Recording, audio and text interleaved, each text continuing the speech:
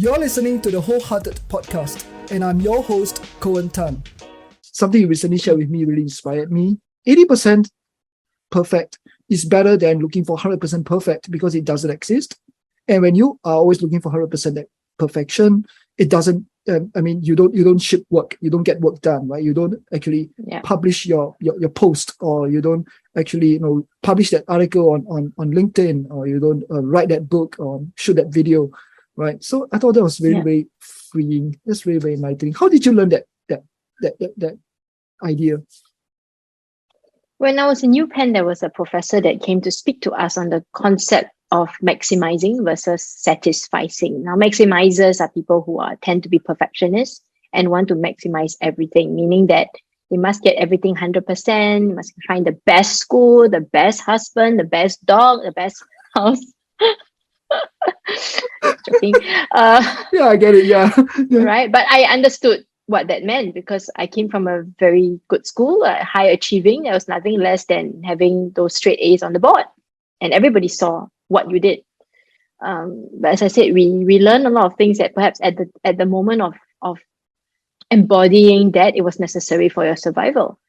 But I realized that that would put a lot of pressure on me, right? And if I felt the pressure, then am I not transferring the same pressure to my team? So the other concept is satisficing. That is, it's good enough. Of course, it's not crap because we don't want crap in our work, right? But it's good enough, meaning that it hits all the fundamentals. And maybe there's just that 20% that maybe needs a little bit more finesse or nuance. And sometimes for our team members, if they have not lived our life and our experience, they may not have that 20% finesse to finish the job not because they're incompetent, but they just have not walked in our shoes, right? And therefore, to me, I see it as if they've done 80%, that's satisfying, that's good enough. And I can coach them, maybe they can hit 90%. That's great. But that requires effort on my part to coach, right? So can I spare a bit of time to do the 20% to make it more authentic, more like me, draw in my experiences? Or do I want to keep haggling for the 100% and then they have to edit, and then nothing gets produced and they still don't sound like me because they're not me? So, these were the two options that's weighing in my mind.